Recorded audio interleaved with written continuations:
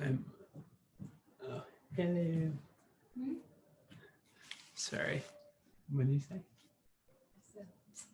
Mm. Mm.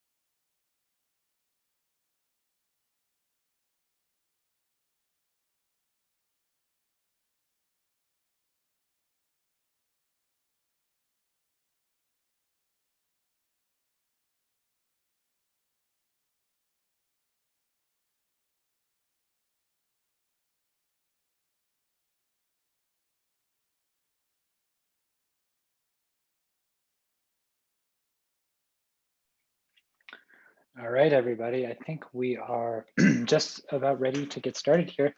So this is our final gear up for the mod. We've got some mod 4 students here who have worked very hard on developing some gear up talks for you all. So what we're going to do is we're going to hear from these students, and then we're going to leave some space for Q&A at the end. If you all don't have any specific questions, that's fine. And I think that about covers it. Yeah. So we're going to be hearing from Dan first. Dan, are you ready to go? Yeah, definitely. Cool. All right. Well, go ahead. Do you have slides? You need to take the I do. screen share over. I'll screen share here. Hold on. Cool. Everybody can see that? Mm-hmm. Okay, great. Yeah, thanks everybody for coming. Hey, Brian, haven't seen you in a little while. Yeah, so today I'm going to talk about facial recognition, pros, cons, and some avoidance as well. So just to first kind of kick off everything, what is facial recognition and how does it work? It's basically the process of identifying or verifying the identity of an individual using their face. And we as software developers kind of implement this actually. So software will detect a face, basically. It will then transform that into data and then compares that data to a database. And so some of the most common programming languages actually are Python and C# that you use to develop facial recognition software. And Python's mainly used because of there's so many libraries and like extensions that you can do. So those are basically like Ruby gems that you can add different functionality into them. So who uses this? Airports for sure have been using it for a very long time. They use it for, just checking you when you get into the door, basically. Smartphones, if anybody has like a relatively recent iPhone or an Android phone, they all use facial recognition to like unlock the phone, for example. Social media, for example, Facebook, if you upload a photo to Facebook, it will automatically identify, oh, who is this person in your photo? Maybe it's somebody that you know, and they'll tag them for you. So retailers will use it, law enforcement. There's databases of faces, people out there that they can just use to cross-reference everything. Also sporting events, schools, and kind of the list goes on. Yeah, it's very widespread all over the world today already. But one of them I found in doing all this research was kind of interesting is agriculture. Cows dairy farms use it because basically cows are very shy around humans. And so they won't show that they're sick or they're pregnant or something's wrong with them. They'll kind of run away from humans. Not all of them will, but a good chunk of them will. So they use it in agriculture to detect signs of illness or behavior change or like feeding frequency. And really, actually, it seems to be a pretty, it helps give better care to the cows and the cows are healthier. So I guess that's kind of a pro. So yeah, just to kind of keep on that note, some pros about it, security, like it's quicker to identify who you are. You use, instead of a password, it's your face to unlock something. It's automated and it's harder to fake. I mean, you can't, you can find someone's password, but you can't find, you can't spoof their face. It's also not physically invasive like a biometric for your handprint or something like that. They also use it for missing persons a lot and to identify illness, because just kind of like cows, people are maybe not, they don't want to talk about the problems that they're having. And so this might actually help them.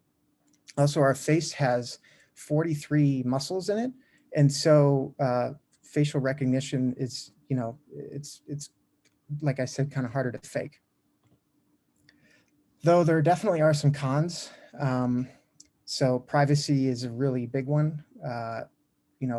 We use applications that use facial recognition on us, like Facebook. And oftentimes you need to, just to use the application, you need to agree to like the privacy policy. And so that's like a 100-page legal document and people don't read that. So they just automatically, you just by using it, you accept that.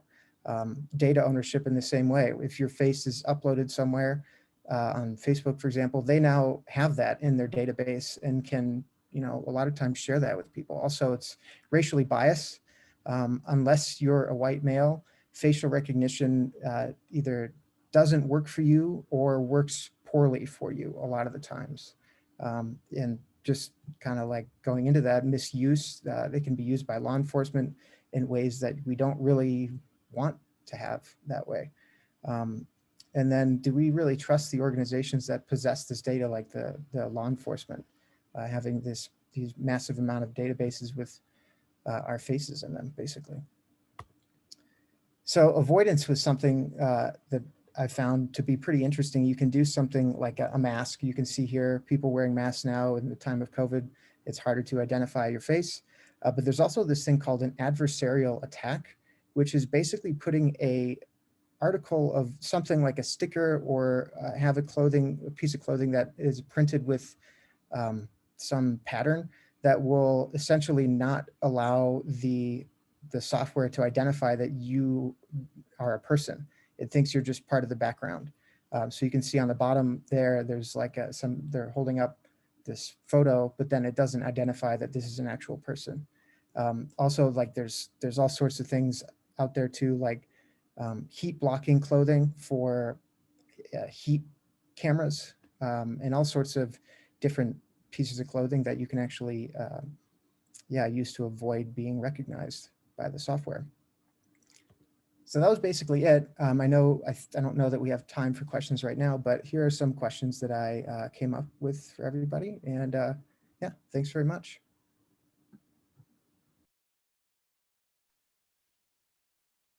Thank you, Dan.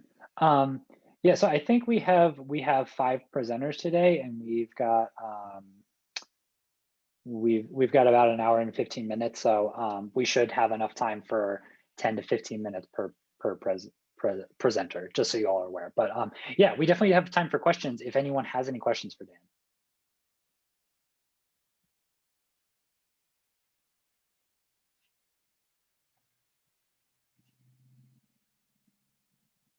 All right, well, thank you very much for that presentation, Dan. Up next, oh wait, no, we do have questions, I'm sorry. Yeah, if you have questions, go ahead and Dan, take it away. Call on your Sure. question, people. Yeah, I can share the questions that I prepared as well if everyone wants to look at those too. Let me do that. And Dan, can you see in the participants panel, the people who have hands up? Let me get that here. I can also just unmute myself. Sure, yeah. I want you all to experience what I experienced with all these Zoom. Yeah, there's so many Zoom windows. Dan, thanks for your presentation. I'm curious exactly how, I don't know how much in depth you went into this, but like how exactly does the facial recognition software actually work? Is it just basing like almost like coordinates based on your facial map? Is it like heat censored? You mentioned that. Yeah, can you go a little more into detail with that? Yeah, I think there's so many ways to do it. And actually, I tried to do some programming of this, and I didn't really get very far because I tried to do it in Ruby and then only discovered later that, oh yeah, Python and C# is probably going to be the best way to do it. I think though, what it does is kind of what you mentioned first, where it will just find different points on your face and link that up and turn those points into like the relational, you know, how far it is from one point to another, for example.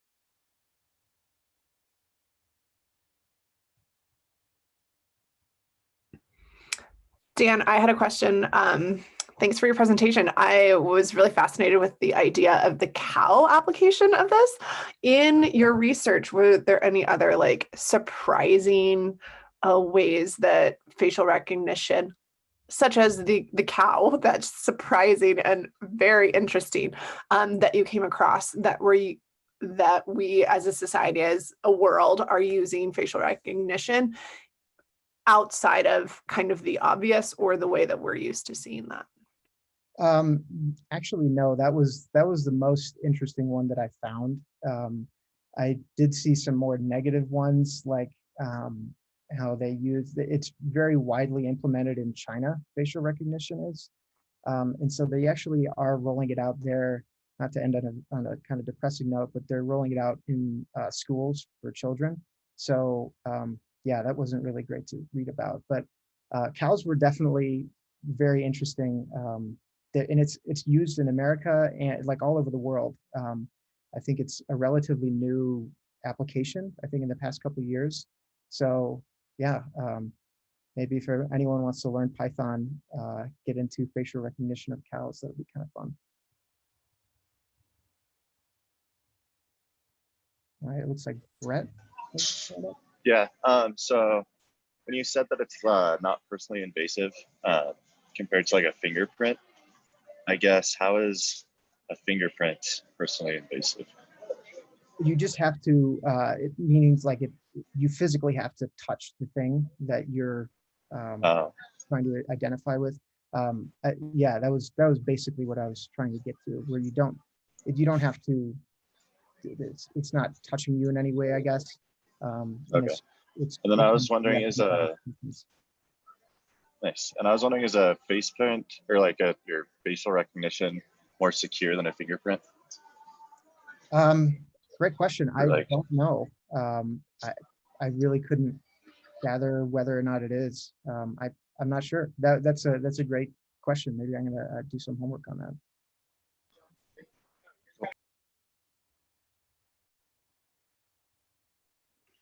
All right, well, thanks again, Dan. Up next, we're going to have Rachel. All right, let me get this set up.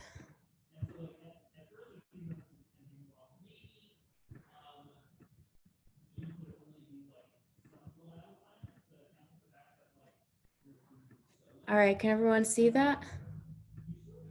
Okay, cool. So hi, everyone. My name is Rachel. And I'm going to be talking to you about diversity initiatives in tech that actually work.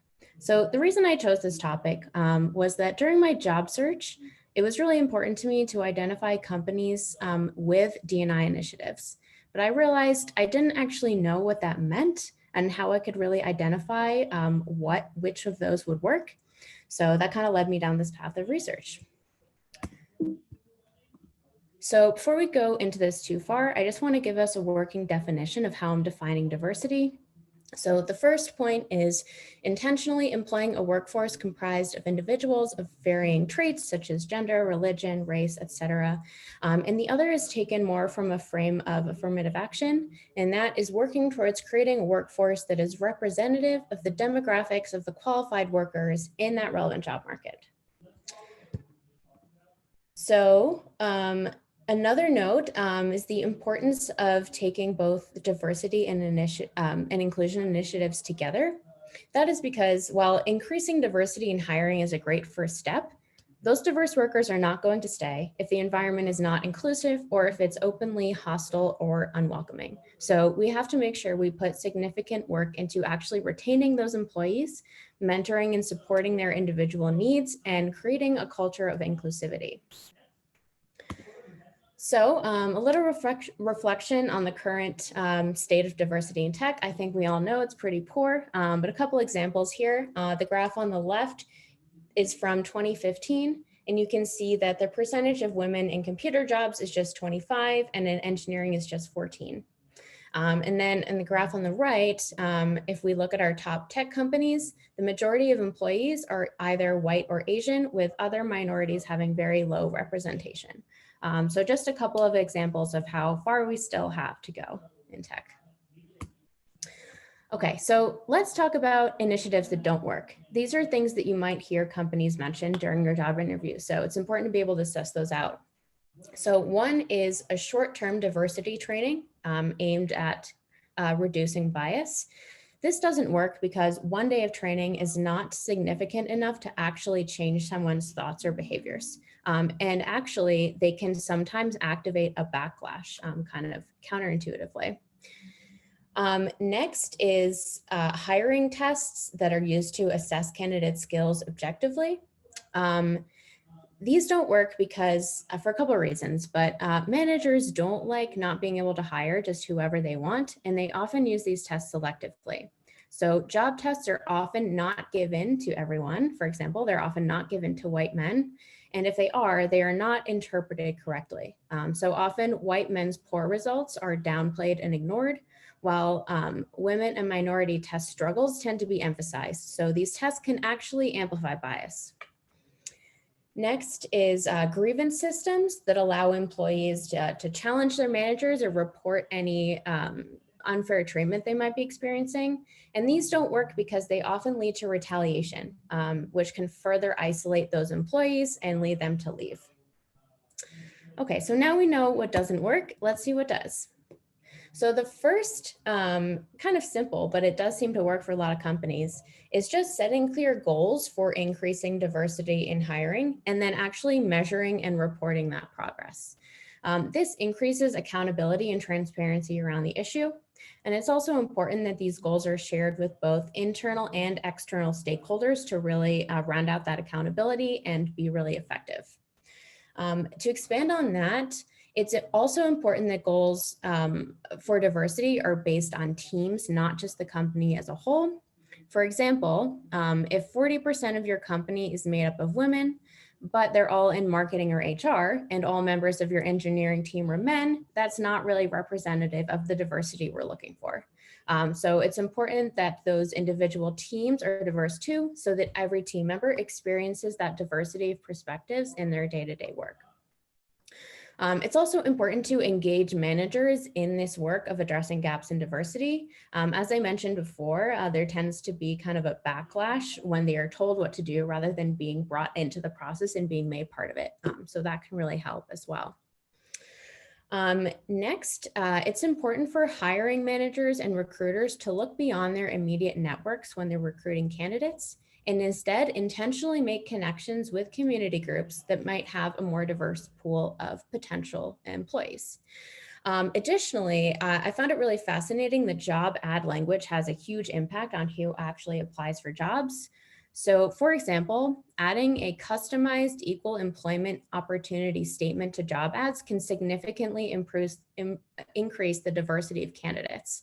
So can removing words that might signal a more male or white dominated culture, things like work hard, play hard, or like the word rock star, which strangely appears in a lot of job ads. Another example is when you describe a position as managing a team, you increase the number of male applicants. If you use the words developing a team, it increases the number of female applicants, but the words leading a team are more gender neutral and actually will give you the largest, most balanced, and most qualified set of applicants for the role. So really interesting there. The next diversity initiative that works is just testing for and mitigating bias in any technology you're using during the hiring process. So I think we all know at this point that tech can be pretty biased. So it's important to try to build that tech on fair, inclusive data and then field test it to ensure it's not having disparate impacts on workers based on race, gender, ethnicity, and other attributes. Okay, so a couple inclusion initiatives that work. The first is creating an alternate complaint system for reporting any discrimination or harassment. This can be done with something called an employee assistance plan. So EAPs are run by external vendors to provide free confidential advice.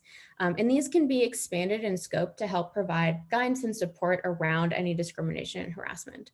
A little caveat with this though, is that for this to really work, company leadership has to also be viewing complaints as tools for improving rather than threats. So there is kind of a cultural shift needed as well for that one. But one that is a little bit more data backed is engaging managers and team members in more formal mentorship programs. So as we would expect, when managers mentor employees, those employees are more likely to advance and do well in their career. Additionally, kind of an interesting psychological effect is that mentors will always come to believe that their mentees merit the opportunities they're given, regardless of gender, race, or ethnicity. And so this type of formal program is especially important because while white men tend to find mentors on their own, women and minorities often need these more formal programs. So on average, these types of mentorship programs boost the representation of Black, Hispanic, and Asian American women and Hispanic and Asian American men from about 9% to 24%, so pretty significant. All right, so in conclusion, I just want to encourage all of you. I know some of you are a little bit further away from the job search process than others, but when you get to that point, make sure to ask companies questions about their specific initiatives, if it's something that's really important to you. Additionally, I will also want to empower all of you that once you're in a job, you can encourage those in positions of power to adopt some of these practices if they haven't yet. So use your voice, use your power, make it known that you care about diversity and inclusion. Okay, those are my resources. So thanks so much for listening.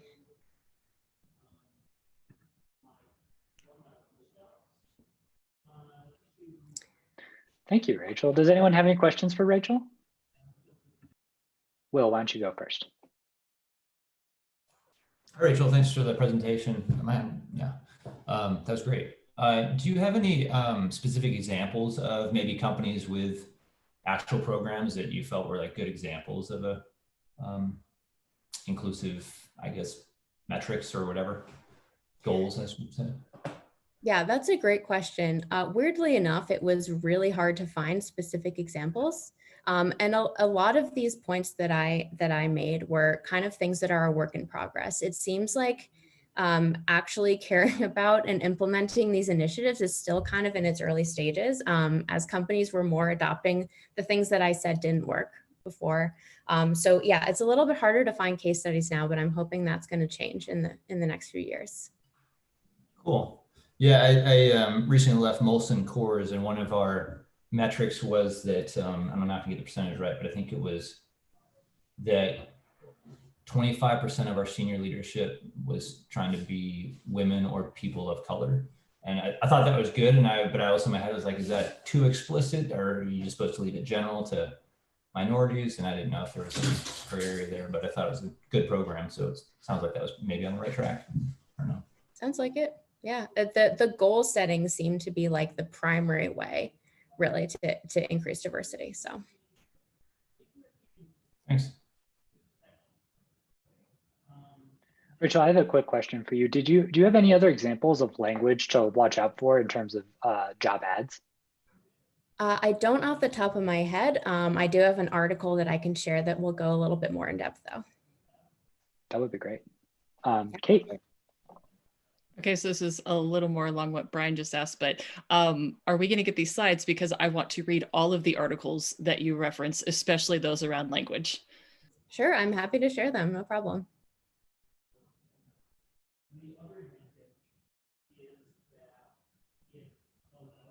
Eduardo? Yeah, at the end you mentioned ask the hard questions. Do you have any examples of questions that would be good to ask during an employer interview? Yeah, I mean, that's a hard question.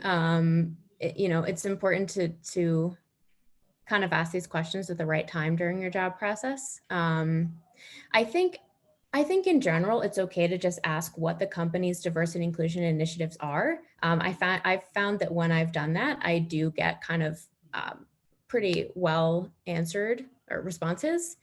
And that can really help me suss out like, okay, is this company actually doing anything, or are they just telling me that they're doing something because they want to appear that they are? So I don't think it's necessary to really ask really specific questions, because I think that broad one will get you what you're looking for.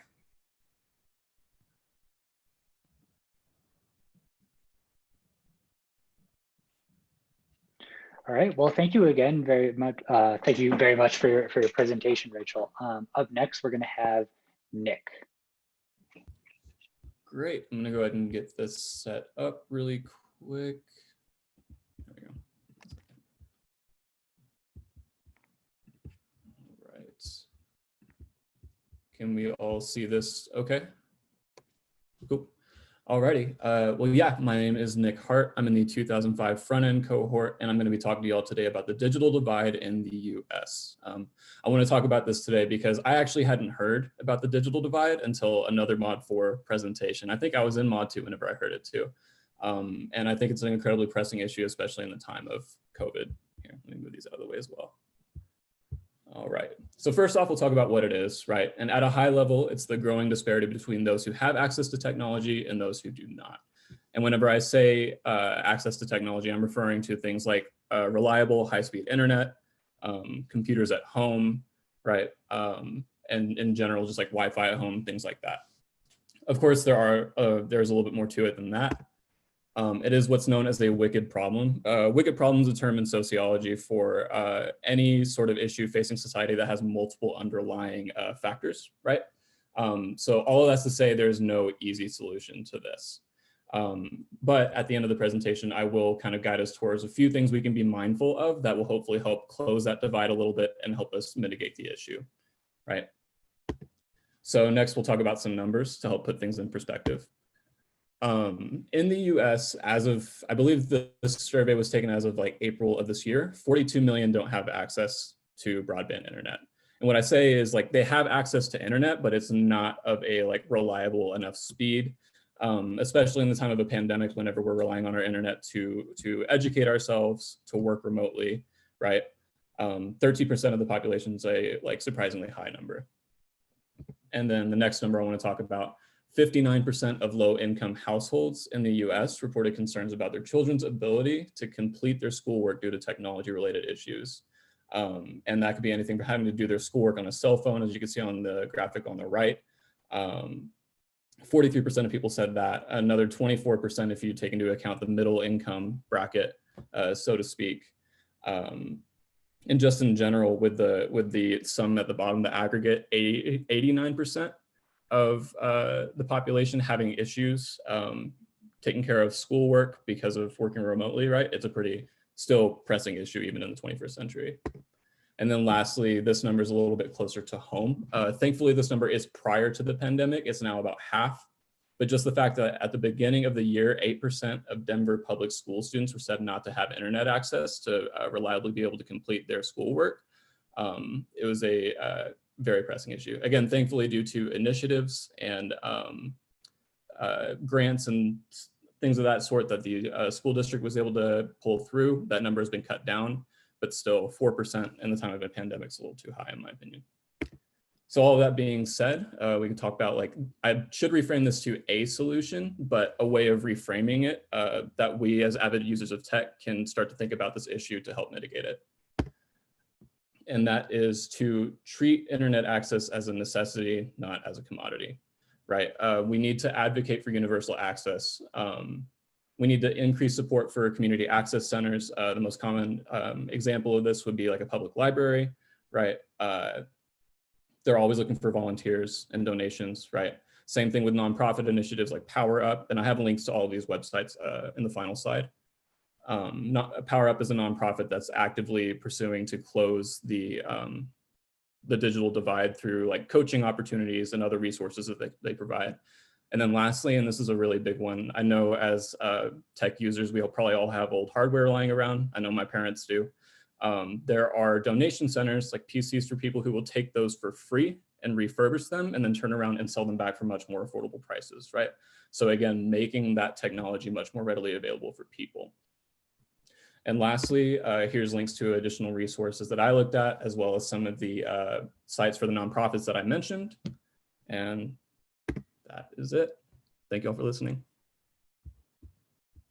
Let me go ahead and stop sharing.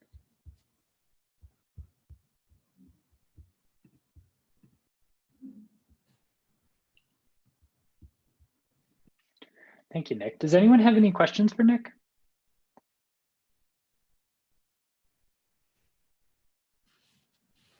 Yeah, Taylor. I was just wondering, I don't know if you got into this, but like how the digital divide in the US compared with like other countries and maybe like Europe or Canada? Yeah, that's a great question. For the sake of this presentation, I focused mainly domestically on it. But no, that is something that I'll need to do my homework on as well. But I focused domestically on this. Yeah. No worries. I was just curious. Yeah, that's a great question. George? Yeah, thanks, Nick, for that great presentation. Given that we're kind of all going into this field of tech, you mentioned drop-off sites for old computers. Are there any other like places where we could help in that, like closing the divide as an individual or as a community that you found through your research? Yeah, I would start with the places that I first mentioned, like Power Up. They're looking for volunteers and donations always. That was a really big one. I also found another one that I have linked here. Their website's a4ai.org, but it's, I believe, let me pull that up really quick. Great, their server's down. But in general, they're looking for, a lot of those nonprofits are looking for volunteers and donations. And I would say that's the best way to get started.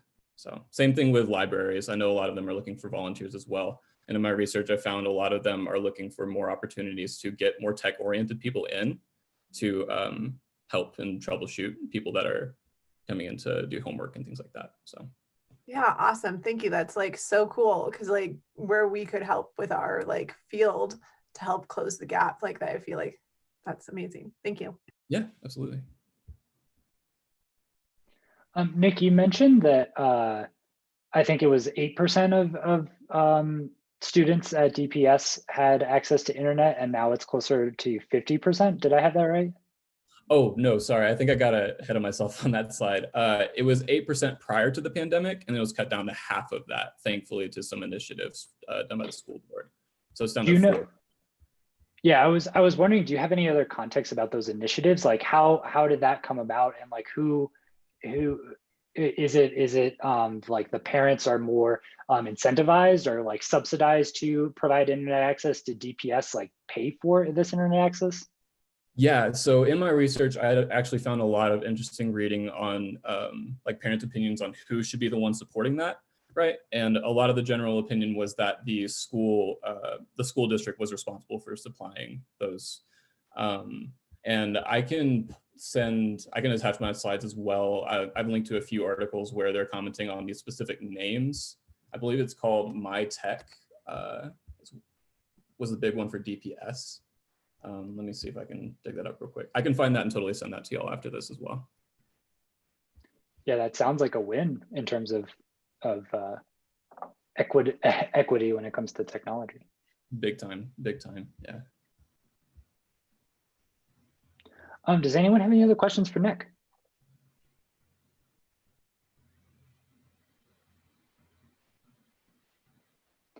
All right, well, thank you very much, Nick. Up next, we're gonna have Ryan and Michael. Cool, hey everybody. I'm gonna share here. So our topic is, there's been a lot going on over the last few decades. The world has really changed. So our topic is gonna talk about the so-called new industrial revolution or technological revolution. So I'm Alex, and here to present and start kicking us off is my partner, Ryan. What's up, y'all? I'm Ryan, backend mod 4. Yeah, so in the beginning, in the latter half of the 20th century until now, we have seen an enormous shift in our everyday lives. For example, home computers have become very widespread and are now a very common household object. Portable computers too have also become extremely popular and widespread. Over 80% of people in America carry computers with them all day in their pockets as smartphones, where over 96% of Americans carry cell phones of some other sort. The internet itself has revolutionized the world in so many ways. For example, communications. We are now connected more now than in any time in human history. The fact that we're all sitting in our own homes right now, communicating with each other and having an entire class is pretty amazing. We can also connect with people on the opposite side of the globe with just a single push of a button. Let's go to the next slide. So how has this been improving things? Well, we are now seeing old traditional industries enter the tech industry, making things much simpler and faster for us. For example, the banking industry, we can do much of our banking online and through our phones right now. We could put money into our accounts while sitting on the couch through mobile deposits simply by taking a picture of our checks, and that's it. Transferring money or purchasing things online has been made easy with things like PayPal and Venmo. If you owe a friend money, before you had to go to the ATM and withdraw some cash, then meet up with the person, give them the money, and then they would have to go to a bank to deposit it, where now you can just literally within a minute send money to anyone who has Venmo. I mean, however, it does take a day or so to transfer. So you can even consider what the future of money may look like as you see Bitcoin and other cryptocurrencies trying to revolutionize the way we make transactions by making it safer and faster. Telecommunications has grown rapidly. The speed at which we can now transmit information can take only seconds. Also, we can access information completely different now, where we once had to visit like our local libraries, for instance, check out books to learn about whatever topic we were interested in, or go to a local shop and pick up newspaper to see what's going on around the world. We can now simply access any information with a simple Google or Wikipedia search. And we receive that information pretty much right away. Where before too, we were limited to what the library had on hand, or maybe like the news that's simply related to just our city or state. We can now dive into a nearly infinite amount of knowledge on nearly any topic and get any information from different places from all around the world. We can also download books straight to our devices with no hassle of finding a bookstore that actually sells the book that you're interested in. Again, tech has also brought our world closer together. Different populations around the world can connect through many different social platforms. There are online translators, which are helping connect people with different worldviews, allowing people to get better understanding and appreciation for different cultures.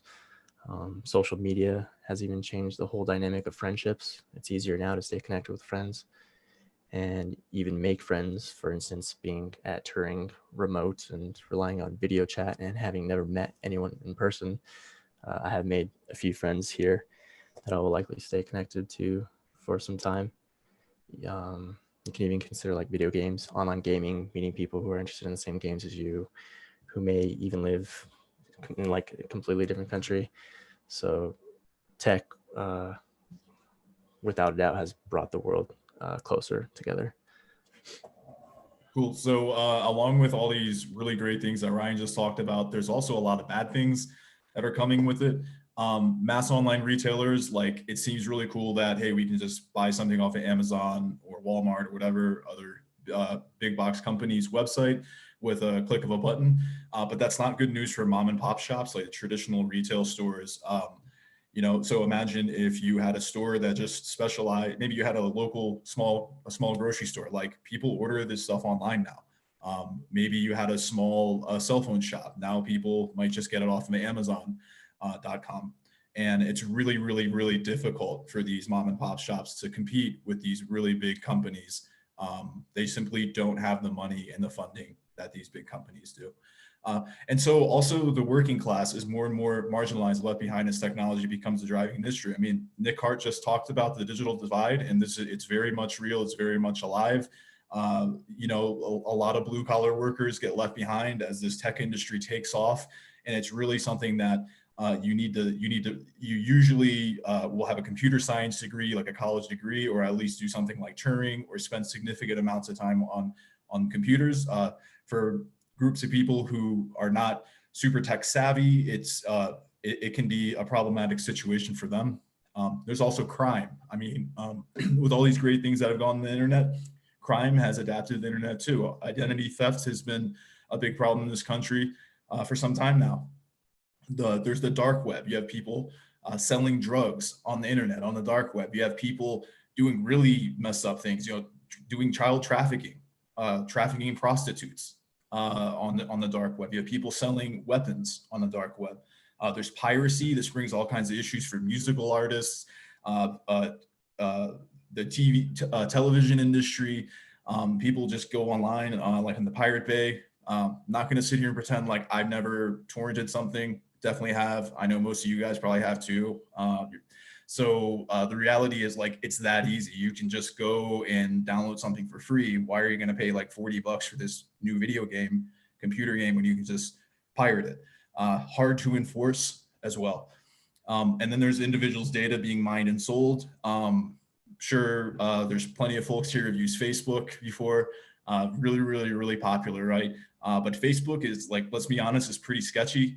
A lot of shady things that they do in terms of selling Facebook members' data to companies. This has even been something that companies have used Facebook for in order to figure out how to target people for politics. You know, they get an idea based off of what kind of things you're looking at on Facebook.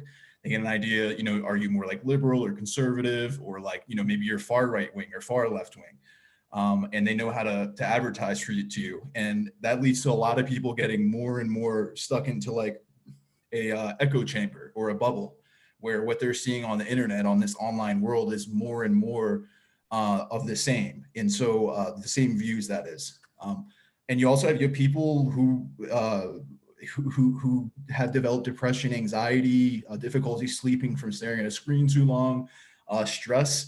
And let's be honest, like, the internet is a great platform for trolling.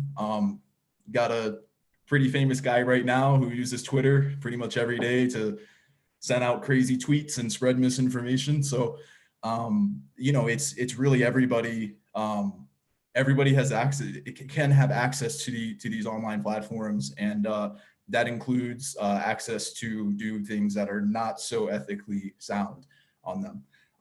But okay, I've spent enough time scaring you, so we're gonna talk about maybe some solutions. And so Ryan and I were like talking about these issues, and we're like, hey, you know, what kind of answers do we have to some of these problems? Like, there's some good stuff that's come, there's some bad stuff that has come with this revolution. So How can we do better than we have been right now? Here's a pro about the internet is mom and pop shops have been affected by these, by huge mass online retailers like Amazon and Walmart. But there's also been a huge slew of startup companies that are very much online. We have a teacher here at Turing who left. I don't know if you guys are here, and he was a Mod 2 teacher, great guy. He went and started some kind of coffee-centric company, using his programming skills. And you also have companies like, where you have people using platforms like Etsy to sell their arts and crafts or whatever hobby they have. And you have people who can simply get a web domain for a few bucks a month, pay someone else to design a quick website and use that to sell their products. So maybe we could have a society where everyone, you want to have a store instead of like a physical retail shop where you pay rent for an office space. We can just get a little website and sell our goods among each other, buy and trade among each other. On a greater scale than we currently are. So economic effects, we talked about we talked about how you no longer really have to go to like a library to check books out unless you want to. You can just learn online. But same thing with online education. Right now in the pandemic, like look at us here at Turing. I was personally interning for Mod 1 in the basement. And I can tell you that like going online, like it's been a pretty good transition. I'm still learning all kinds of things about, software development. It's been really easy to collaborate with others like Ryan. And also we see these jobs that have been, like I'll use me as an example again. I used to work in corporate sales. All I needed for my job was a computer and a phone, could easily do it from home. But it was considered a privilege only if like I was like had certain kinds of numbers. It was in like the top 10% would I be allowed to work from home. Now everyone that I worked with like works from home, and they're really seriously considering just keeping them that way, so that gives benefits to the company. They obviously don't have to spend as much on this huge office space that we had. Yeah, and so it allows a lot more flexibility in our lives. So this is a potential direction we could go. Like maybe we won't go back to being in person to the same extent once this pandemic is done. Also, police departments, they're forming cyber crime units for stuff like we were just talking about, like the dark web, like people buying and selling drugs on there, people just doing really, not so good things on there. The police are more and more police departments are hiring folks who are experts with software, kind of like us, people who are experts with cybersecurity and cybercrime to look into this growing area of this platform that has sometimes used for wrongdoing.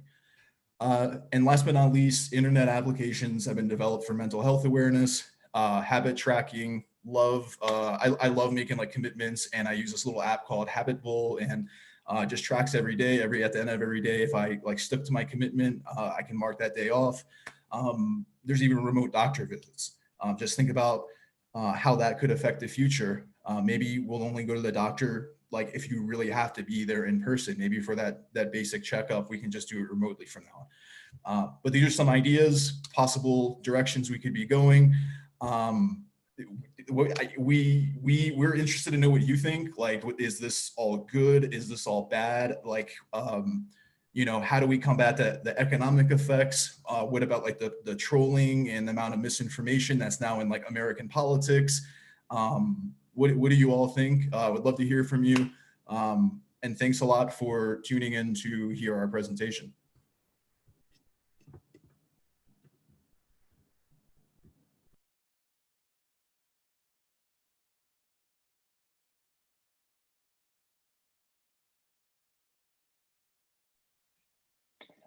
Thank you for that presentation, guys. The Turing School of Software and Design does not condone the use of illegal streaming or torrenting websites. Does anyone have any thoughts to share with the group or any questions?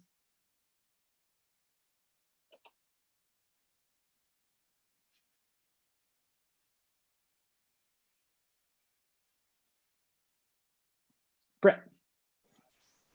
As far as like cybersecurity goes, I guess what is the go-to language for that? Is it typically Python, I'm guessing?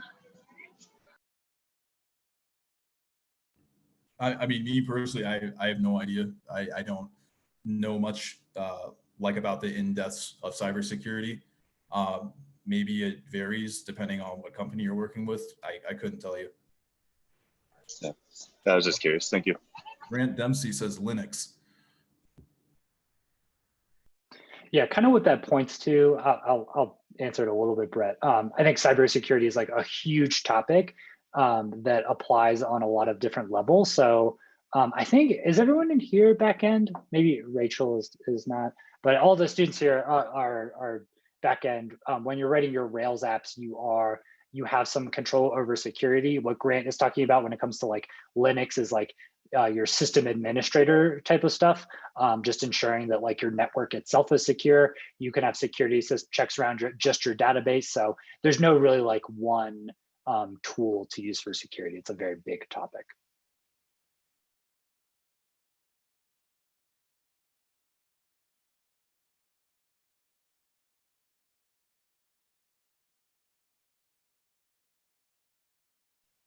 Yeah, for Ben and Rachel, the people who aren't front end, or who are front end, I think it still applies. Like security is just like a huge topic, and there's a lot of layers to it.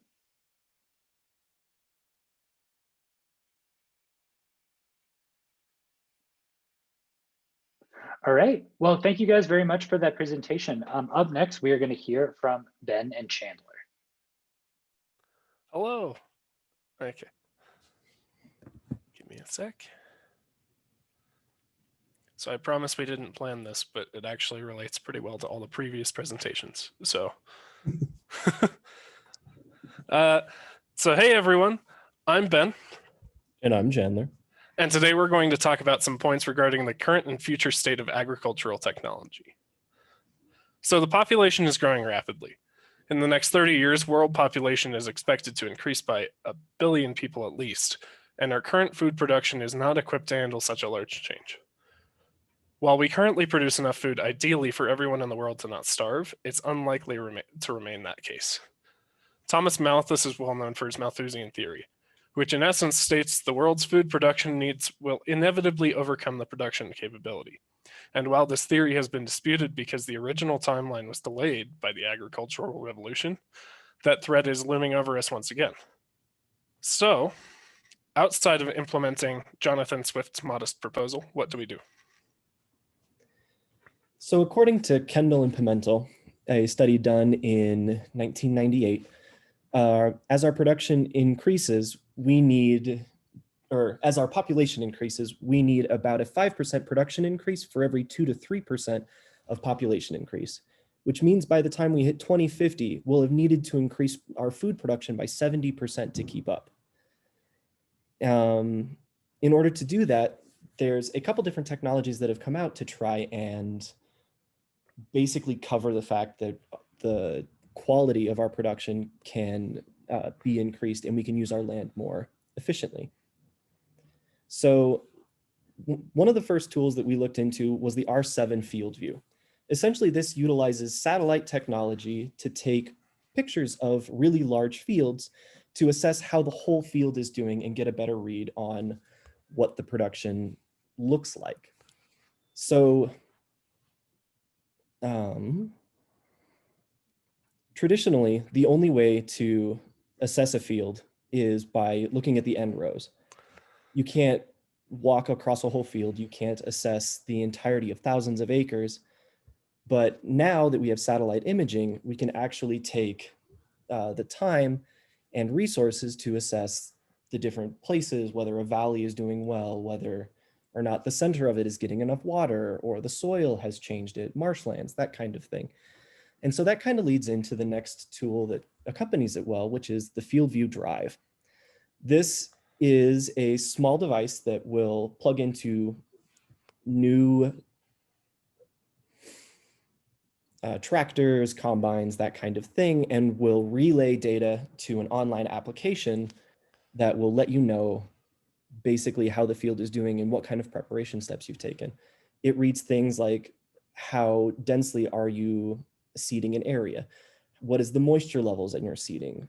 And then when it comes back to harvest, it'll let you know your harvest yields and automatically do calculations to tell you how well your seeding to your yield actually compared.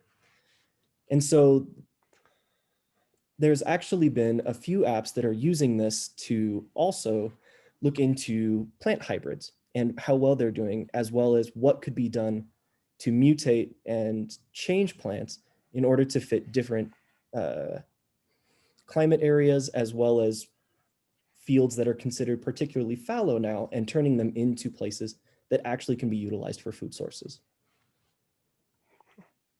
And of course, leading from that, we kind of have some concerns revolving.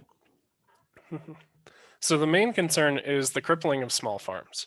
Technology tends to be expensive. As we heard about earlier, there's a big disparity of, there's a huge technological divide. And large farms are almost always better suited to adopting it based on higher revenue. Small farms will likely take a huge economical hit and may even go extinct. Agricultural consultation jobs may also be obsolete. If a farmer can tell with technology how his crops and fields are doing, he no longer needs someone to tell it that. And then finally, there are some sustainability concerns.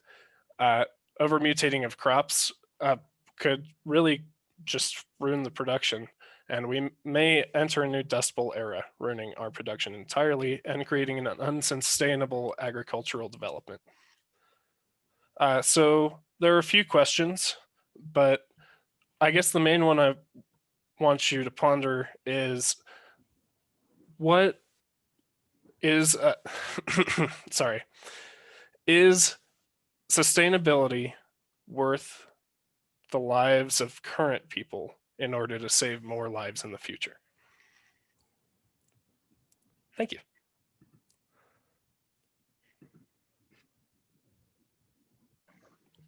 Thank you both. I'm not going to attempt to try and answer that question. That was a very tough one. But does anyone have any other thoughts or questions for our presenters?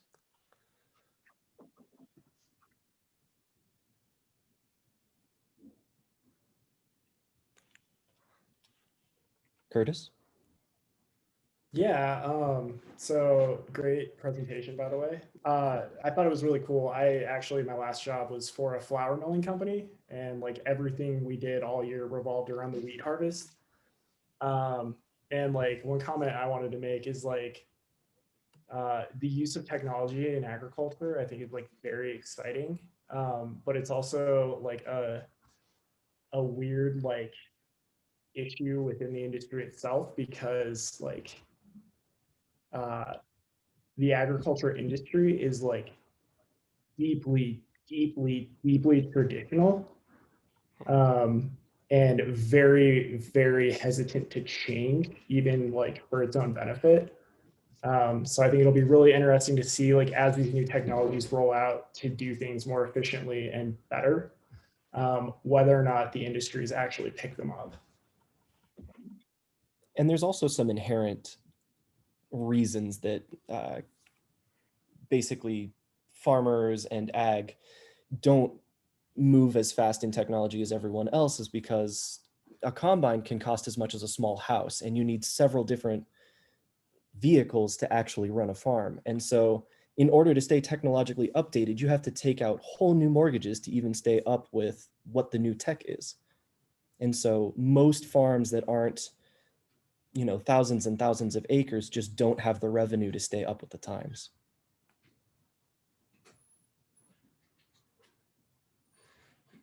Joshua? Yeah, I may have missed this, but in your research, did you see how climate change projections might impact the productivity of currently operating fields, or any sort of projections regarding that?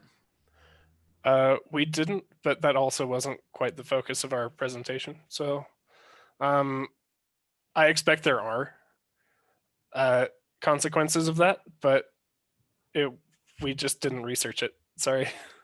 No worries. I was just curious. Thanks.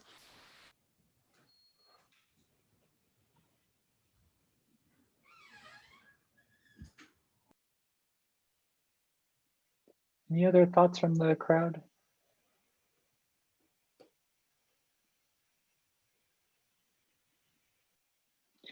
All right, y'all. Well, I think this is, oh, we've got one. George, go for it.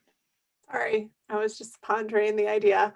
The idea of like genetically modified seeds, that was the thing? Yeah. That's been an area of contention and things, and that kind of leads to Ben's last very formidable question at the end.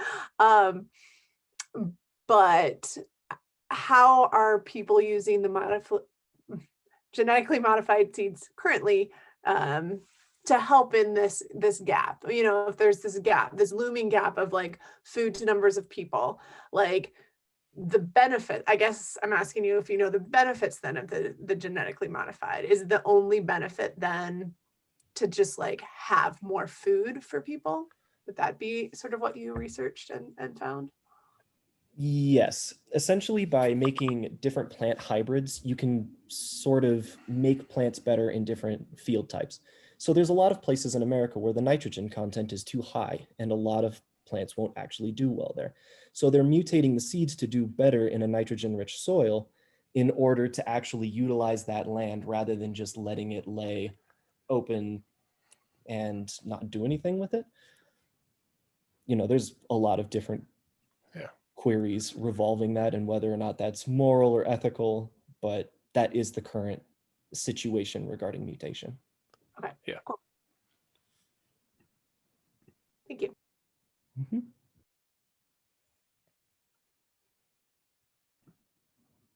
Will?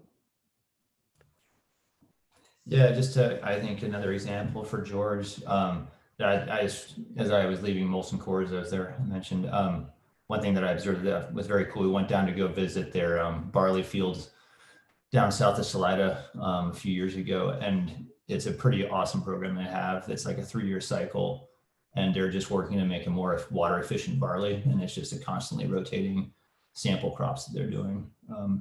They're working with all local farmers down there, so kind of cool what they're doing. Yeah, tech and ag is actually at just such like a beginning phase that it's hard to predict where it's going to go.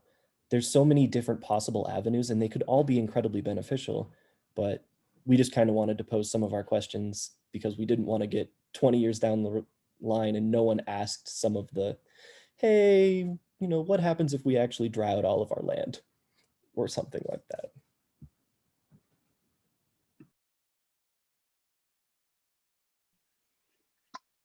Well, thank you guys very much for that presentation. I am going to request, I've never done this before, but I'm going to ask all to unmute here.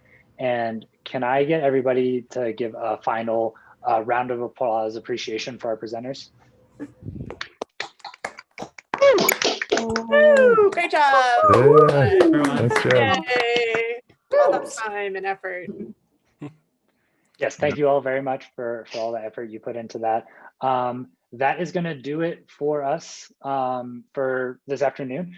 We've got Code Fair at 2:15, and then Cohort Retro is starting at 3:30. So go check out some, see what the upper mod students are building, what you'll be building very soon. And that's it. Thank you all very much.